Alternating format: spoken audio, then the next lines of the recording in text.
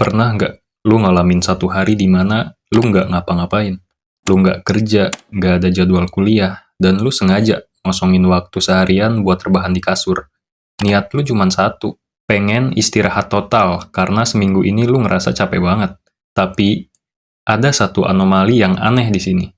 Pas malamnya lu bangun dari kasur, badan lu rasanya malah kayak habis digebukin sekampung.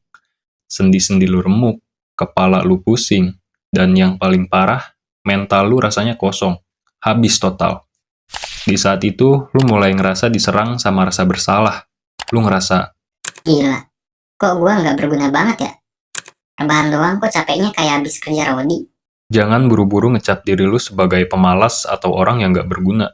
Fenomena ini nyata, dan lu nggak sendirian yang ngalamin. Mari kita berkenalan sama sebuah karakter fiktif. Sebut aja namanya Tama. Umur 26 tahun, seorang pekerja muda di kota besar. Si Tama ini sering banget ngalamin siklus ini.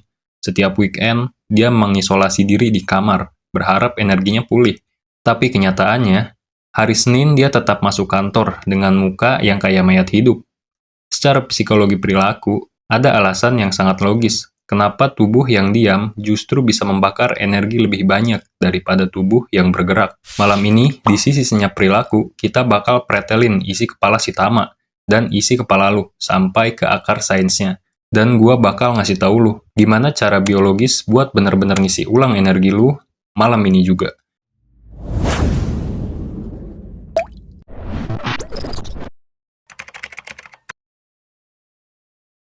Oke, kita masuk ke fakta biologis yang pertama.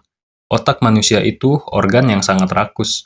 Beratnya cuma sekitar 2% dari total berat badan kita. Tapi tahu nggak? Otak memakan hampir 20% dari seluruh pasokan energi dan oksigen yang ada di tubuh. Nah, kesalahan fatal si Tama dan kebanyakan dari kita adalah mengira bahwa saat badan kita diam nggak bergerak, otak kita ikut tidur. Kagak bro, justru kebalikannya. Dalam ilmu neuroscience, ada satu jaringan di otak yang dinamakan DMN. Jaringan ini otomatis nyala pas lu lagi nggak fokus sama tugas dunia luar, pas lu lagi ngelamun, pas lu lagi diem. Ketika lu rebahan di kasur sambil natap langit-langit, DMN lu ini lagi kerja rodi di belakang layar. Jaringan inilah yang bertanggung jawab bikin lu mikirin masa depan yang belum tentu terjadi. Nyeselin kesalahan masa lalu yang udah lewat 5 tahun lalu, atau bikin skenario terburuk di kepala lu. Badan lu emang lagi tiduran manis di atas kasur empuk, tapi di dalam kepala lu lagi lari maraton dikejar-kejar monster kecemasan lu sendiri. Otak lu terus memeras energi tubuh lu buat memikirkan hal-hal yang gak real. Itu alasan pertama kenapa rebahan lu justru menguras tenaga.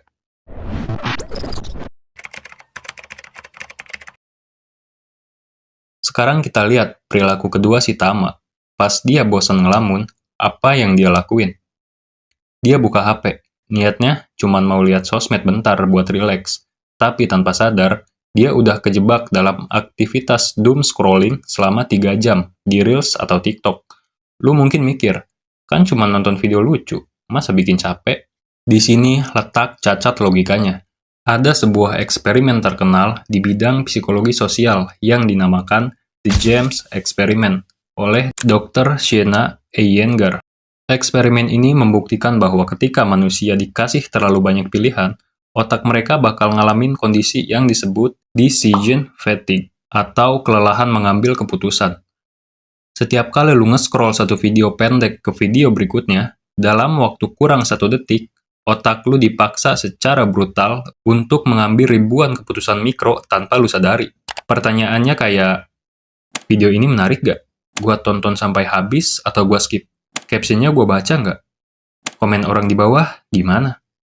Otak lu dipaksa memproses informasi baru, emosi baru, dan keputusan baru setiap 15 detik sekali. Ditambah lagi, banjir stimulasi visual itu memeras neurotransmitter dopamin lu sampai kering. Lu nggak lagi mengistirahatkan otak. Lu lagi menyiksa otak lu sendiri dengan polusi informasi instan.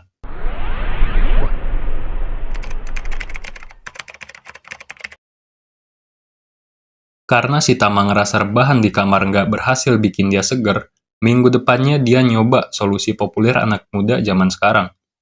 Healing. Dia ngabisin duit tabungannya buat liburan keluar kota. nongkrong di kafe estetik, atau beli barang-barang mahal demi nyari ketenangan. Tapi lu pernah ngerasa nggak?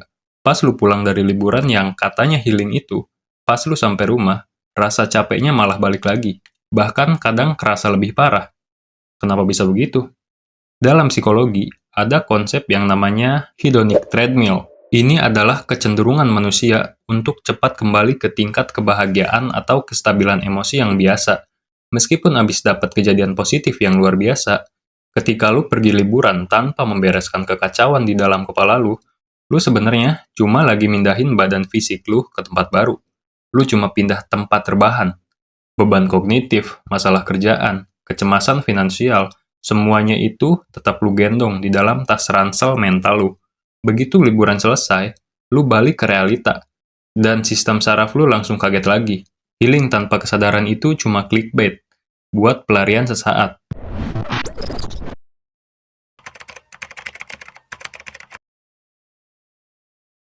Terus, gimana solusi logisnya? Kalau rebahan salah, liburan juga gak mempan, kita harus ngapain? Kita balik lagi ke prinsip sains dasar. Istirahat itu bukan soal menghentikan gerakan tubuh, tapi soal menurunkan beban kognitif di otak. Ada 2 protokol konkret berbasis riset yang bisa lu lakuin malam ini juga di kamar lu, tanpa keluar duit sepeser pun. Langkah pertama, lakuin teknik brain dump sebelum tidur. Ambil kertas kosong dan pulpen, tulis apa saja yang ada di kepala lu malam ini. Gak usah rapih, gak usah mikirin struktur. Tulis kecemasan lu, tugas yang belum kelar, atau dendam lu sama orang. Keluarkan semuanya ke atas kertas. Secara psikologi perilaku, tindakan fisik menulis ini memberikan efek kataris dan menurunkan cognitive load. Otak lu itu ibarat komputer yang kebanyakan buka tab browser. Dengan menulis, lu menutup tab-tab itu satu persatu dan ngasih sinyal resmi ke otak lu bahwa tugas hari ini udah selesai dan kondisi lingkungan lu aman buat tidur. Langkah kedua, pakai protokol NSDR atau Non-Sleep Deep Rest. Ini adalah protokol biologis yang divalidasi oleh Dr. Andrew Huberman, seorang neuroscientist dari Stanford. Caranya gampang, taruh HP lu di seberang ruangan. Jangan sampai bisa lu jangkau dari kasur. Lu rebahan telentang, tutup mata lu. Tarik napas dalam-dalam lewat hidung, lalu hembuskan dengan sangat lambat lewat mulut. Lakukan ini selama 5-10 menit. Rasakan berat badan lu yang nempel di kasur, dan biarkan fokus mata lu rileks di balik kelopak mata. Secara biologis, latihan napas lambat yang disengaja ini mengirimkan sinyal ke batang otak lu untuk menurunkan hormon kortisol dan mengaktifkan sistem saraf parasimpatik, yaitu saklar otomatis tubuh untuk masuk ke mode istirahat total. Ini adalah cara tercepat buat mengisi ulang kadar dopamin lu yang habis di praseharian. Sisi senyap dari perilaku manusia adalah kita seringkali lupa bahwa istirahat yang sejati itu bukan soal berhenti bergerak, tapi soal gimana cara lu menenangkan badai yang sedang berkecambuk di dalam kepala lu sendiri.